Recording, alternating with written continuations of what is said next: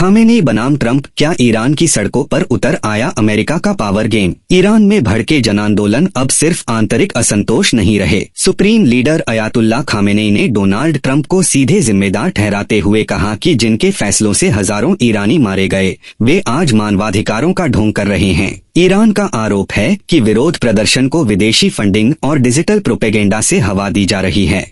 विशेषज्ञ मानते हैं कि यह टकराव मिडिल ईस्ट में बड़े जियोपॉलिटिकल शिफ्ट का संकेत है। ओवैसी का सवाल, हिमंता का जवाब, क्या बहस मुद्दों से भटक रही है? ओवैसी के बयान के बाद हिमंता बिस्वा शर्मा ने संविधान और लोकतंत्र की व्याख्या को नए सिरे से परिभाषित किया। हिमंता ने कहा कि संविधान बराबरी देता है, लेकिन सत्ता जनता के बहुमत से तय होती है। राजनीतिक विश्लेषकों का कहना है कि यह बहस असल मुद्दों, रोजगार, महंगाई और सुरक्षा से ध्यान हटाने का संकेत भी हो सकती है। अबू आजमी का बयान, व्यक्तिगत टिप्पणी या सोची समझी रणनीति? अबू आजमी के बयान ने महाराष्ट्र की राजनीति में भावनात्मक विस्फोट कर दिया है।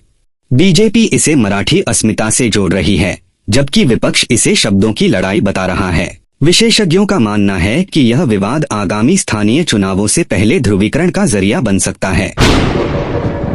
एक देश दो मौसम, क्या भारत चरम जलवायु की ओर बढ़ रहा है? दक्षिण भारत में असामान्य बारिश और उत्तर भारत में रिकॉर्ड तोड़ ठंड जलवायु परिवर्तन की गंभीर चेतावनी है। मौसम वैज्ञानिकों का कहना है कि आने वाले वर्षों में ऐसे चरम मौसम अब सामान्य हो सकते हैं। यह सिर्फ मौसम नहीं, बल्कि भविष्य की चुनौती है। मसूद अजहर की धमकी, ताकत का दावा या कमजोरी की स्वीकारोक्ति? मसूद अजहर का ऑडियो सामने आने के बाद सवाल उठता है, अगर आतंकी संगठन मजबूत हैं, तो बार बार धमकियों की जरूरत क्यों? सुरक्षा विशेषज्ञ इसे कमजोर होते नेटवर्क का शोर बताते हैं। भारत का स्पष्ट संदेश है, हर धमकी का जवाब रणनीतिक होगा।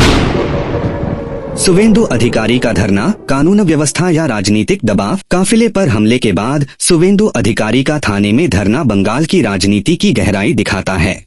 यह मामला सिर्फ सुरक्षा का नहीं, बल्कि लोकतांत्रिक स्पेस के सिकुड़ने की बहस भी बन गया है।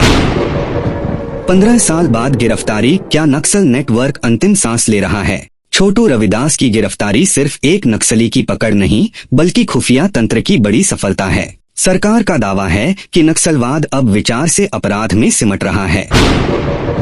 ठंड सिर्फ मौसम नहीं, सामाजिक संकट भी। उत्तर भारत में ठंड ने गरीब और बेघर लोगों पर सबसे ज्यादा असर डाला है। विशेषज्ञों का कहना है कि ठंड से होने वाली मौतें सिस्टम की तैयारी पर सवाल उठाती हैं।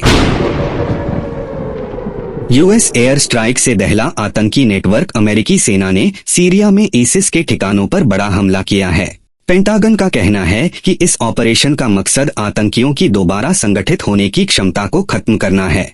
जारी वीडियो ने पूरी दुनिया का ध्यान खींचा है। अमेरिका को रणनीतिक संदेश, दक्षिण अफ्रीका में चीन, रूस और ईरान का संयुक्त सैन्य अभ्यास वैश्विक राजनीति में नई हलचल पैदा कर रहा है। विशेषज्ञ इसे पश्चिमी देशों के लिए शक्ति प्रदर्शन मान रहे हैं। ट्रंप के आदेश पर यूएस आर्मी असहज, संविधान का हवाला। ग्रीनलैंड को लेकर डोनाल्ड ट्रंप के बयान ने अमेरिका के भीतर राजनीतिक और सैन्य बहस छेड़ दी है। सेना ने स्पष्ट किया है कि किसी भी सैन्य कार्रवाई में संवैधानिक प्रक्रिया सर्वोपरि होगी। प्रदर्शनकारियों पर सबसे बड़ा क्रैकडाउन, ईरान सरकार ने प्रदर्शनकारियों को अल्लाह का दुश्मन करार देते हुए मौत की सजा का ऐलान किया है। मानवाधिकार संगठनों और संयुक्त राष्ट्र ने इस कदम की तीखी आलोचना की है। विशेषज्ञों का मानना है कि इससे ईरान में हालात और बिगड़ सकते हैं।